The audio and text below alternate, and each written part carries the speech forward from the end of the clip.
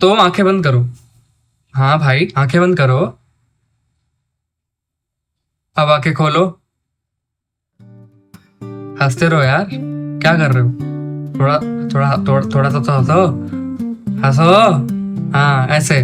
तो राधे राधे। अब देखो, 6 बजे आप तो बरसाने में जाके उठोगे नहीं, तो तुम्हारा भाई उठता है और वहां पे जाके बहुत अच्छे से शूट करता है, और सुबह सुबह ही हम जो है बरसाने के महल भी जाते हैं। राधा रानी के महल, जो राधा रानी का महल था, और राधा रानी के महल की कहानी वहां के ही संत से पूछवाते हैं। तो इस वीडियो में कुछ ऐसा है। और आखिरी में एक सरप्राइज है आपके लिए, जो मेरी वार्तालाप हुई थी एक संत के साथ, जो कि बहुत ही डीप चली गई, क्योंकि वो हमारी उम्र के हैं और करीबन 10 साल से वहां पर भक्ति कर रहे हैं। तो लाइक शेयर कमेंट साइड में हटाओ, बस एक मेरी बात सुनो, हंसते रहो। राधे राधे।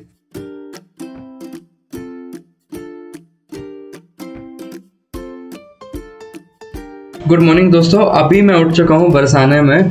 यहाँ पर 6:30 हो रहे हैं अभी सुबह सुबह के, और बहुत ही अच्छे जो है व्यूज़ यहाँ पे मेरे को देखने को मिला है। मौसम यहाँ पे बहुत ही बढ़िया हो रखा है, खूब अच्छी अच्छी हवा चल रही है, थोड़ी थोड़ी बारिश हो रही है। मैं कल वाली जगह पे आके बैठ जाता हूँ, क्योंकि ना मेरी अलग से ही मतलब मोह जुड़ गया भाई इस लोकेशन अभी से। मैं इस तट पे हूँ जो कल महाराज जी ने जिस तट की व्याख्या की थी अपने जुबानी से, कुछ वहां बैठे थे महाराज जी उस टाइम पे।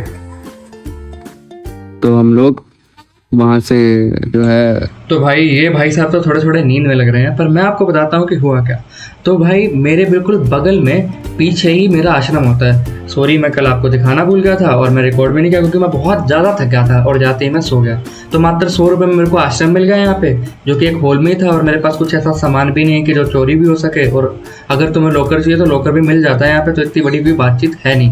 तो अब प्लान बनाता हूँ कि मैं सुबह सुबह जाऊँगा राधा रानी के दर्शन करने, और उसके बगल में ही वहाँ पे अपना राधा रानी का महल है, और वहाँ के भी दर्शन हो जाएंगे। वो भी देख लूंगा मैं सुबह सुबह, क्योंकि वहाँ माउंटेन है तो बहुत अच्छे व्यूज आते हैं। तो ये सीढ़ियाँ यहाँ से आ रही हैं, एक सीढ़ियाँ यहाँ से भी आती हैं, और यहाँ पे आपको ये दृश्य देखने को मिलेगा बहुत ही खूब सुबह मॉर्निंग में।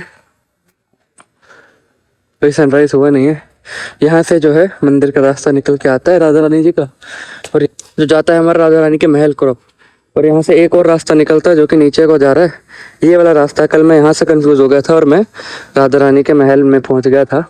वहाँ से जो है अभी हम लोग बात कर रहे थे, यही एरिया है, वो जगह है ना, राधा रानी का मंदिर यही है। देखिए यहाँ पे बोल राधा रानी की। आप मेरे साथ जयकारा लगाइए, वीडियो में ही, वीडियो के माध्यम से ही आप लोग यहाँ पे जुड़े हुए है ना। मुझे याद है, तो हम लोग जा रहे हैं अभी अपना क्या बोलते हैं महल में।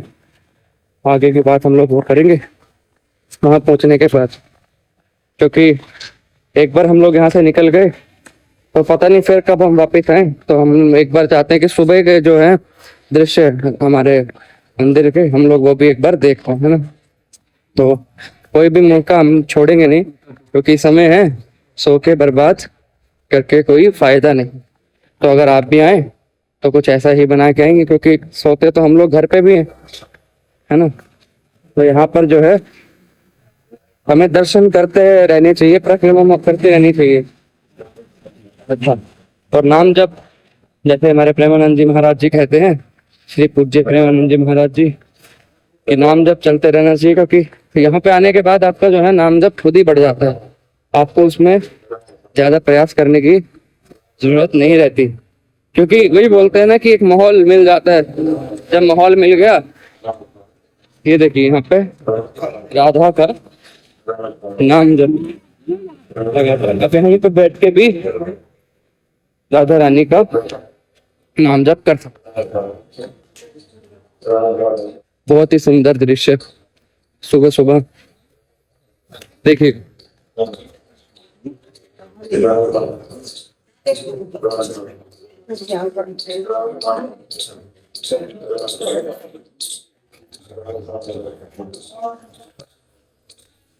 कल जो है शाम को 9:30 के करीब मैंने महाराज जी का सत्संग लिया। उससे पहले नाम कीर्तन था, बहुत ही बढ़िया, मतलब आनंद आ गया। करीबन 1-1.5 घंटा वो नाम कीर्तन चला होगा, और नाम कीर्तन से जो है एक इंटरेस्ट डेवलप होता है नाम में, आप एक लीला में डूब जाते हो। तो मैं ज़्यादा कुछ रिकॉर्ड कर नहीं पाया वहाँ पे। तो बिल्कुल मेरे आश्रम के बगल में हमारे हिरे पूज्य विनोद जी का मंदिर था कह रहा हूँ, आश्रम था।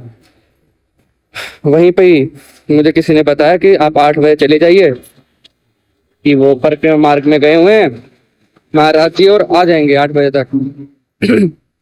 तो मैं 8 बजे वहाँ पहुँचा, लेकिन जो एग्जैक्ट टाइमिंग रहता है सत्संग शुरू होने का वो रहता है 9:30 बजे।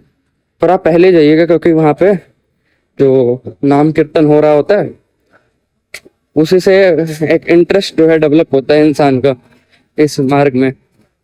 आप मेरी बात मानिए और जाइएगा थोड़ा पहले।